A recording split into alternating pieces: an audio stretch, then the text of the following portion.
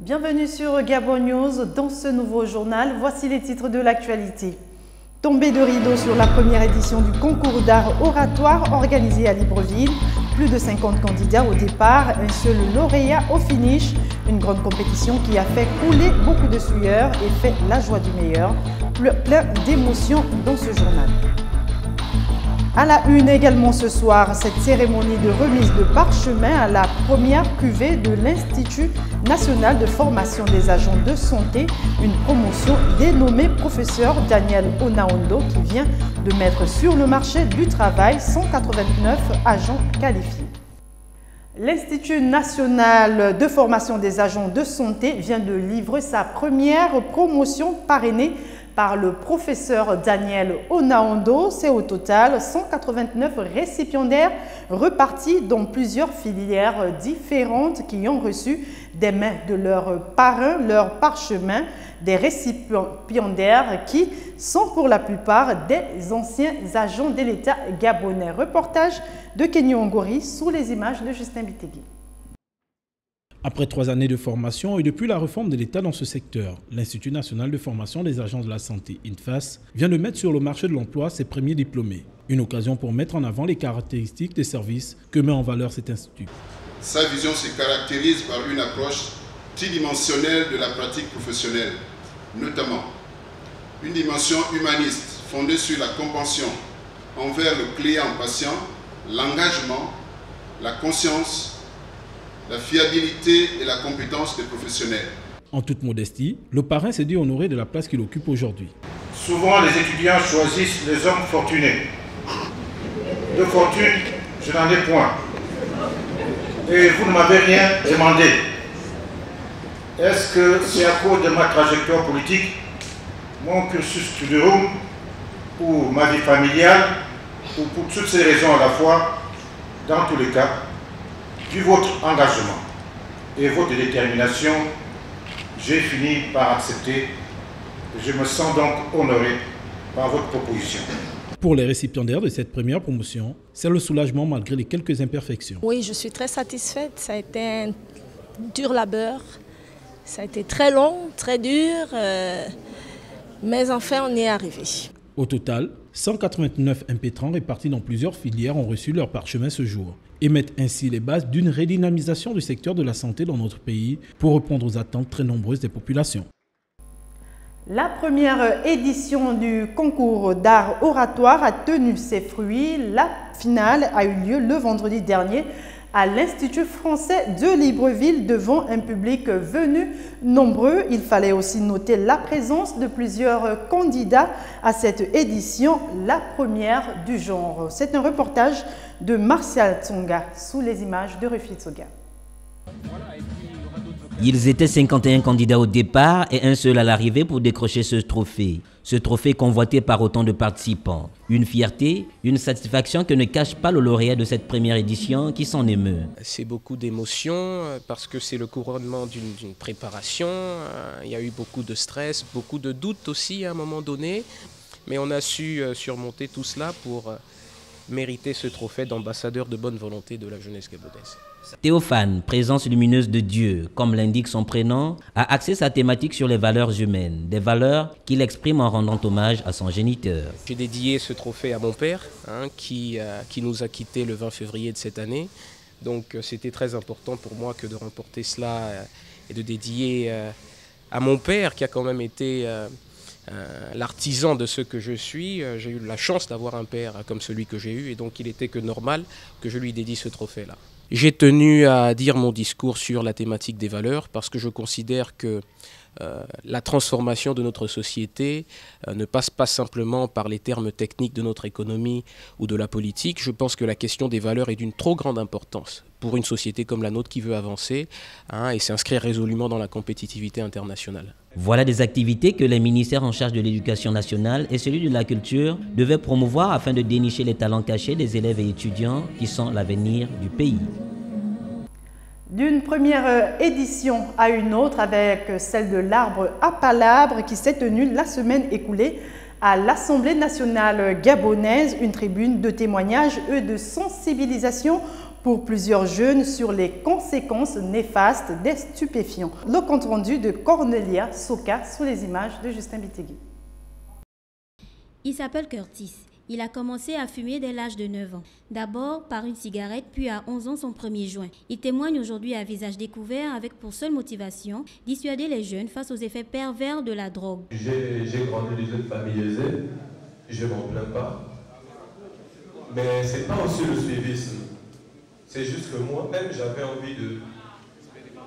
Déjà aussi jeune, j'avais envie de savoir pourquoi les trains étaient toujours aussi chauds. J'ai expérimenté la chose et je n'ai pas pu laisser ça pendant 10 ans. Ce qui a fait en sorte que j'ai pu même aller jusqu'à poigner mon père, insulter ma mère, frapper sur mes petits frères, blesser les gens et vraiment faire du mal à beaucoup de filles. Parce que je ne connais même plus le nombre de grossesses que j'ai liées. Voilà un témoignage qui vient encore une fois de plus étayer les dires des experts sur les conséquences plus que désastreuses des drogues. Mais pour Curtis, la vie lui a souri à nouveau. Aujourd'hui, je suis fonctionnaire d'État. J'ai 29 ans. Je suis sergent à la garde républicaine.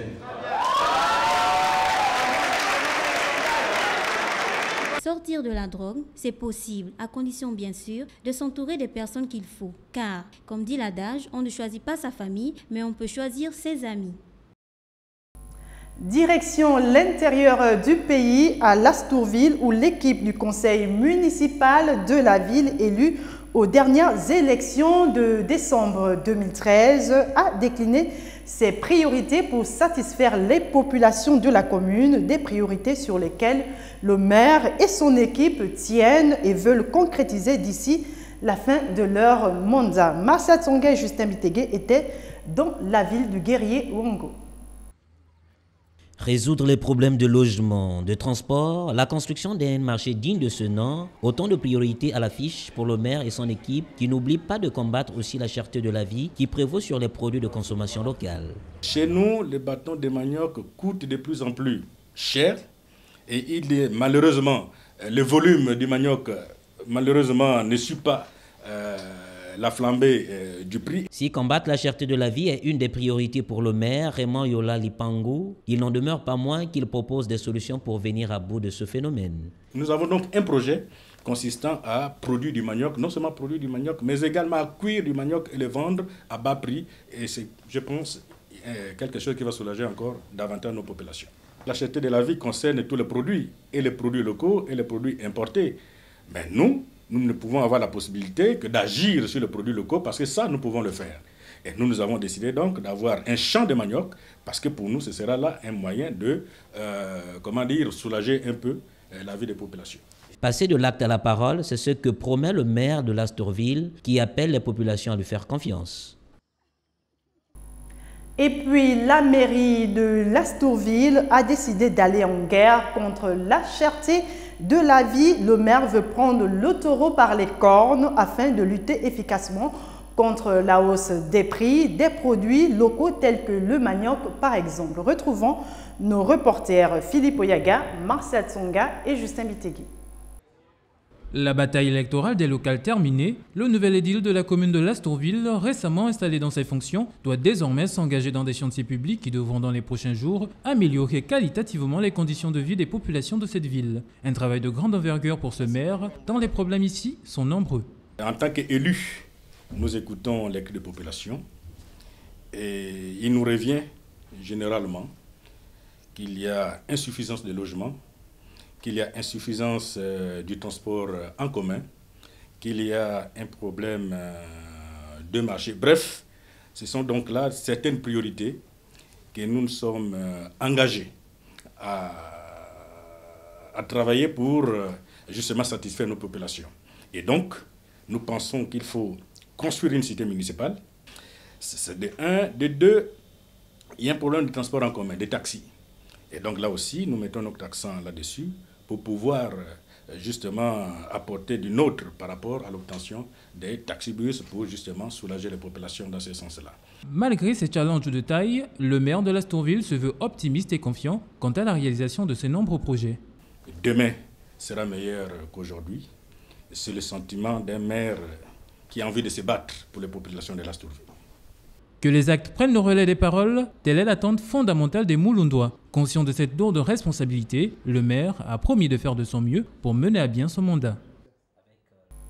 L'actualité hors de nos frontières pour refermer cette édition d'information. Sachez que les efforts de développement de la Guinée équatoriale n'ont pas écarté le divertissement. La plage de Sipopo, au nord de Malabo, fait face à l'imposant palais de conférence.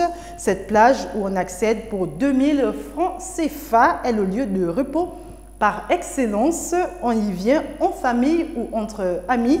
Visite guidée avec Sampéron Numba, notre envoyé spécial à Malabo. Une trentaine de chefs d'État étaient réunis les 26 et 27 juin au palais de Sipopo à Malabo à l'occasion du 23e sommet de l'Union africaine.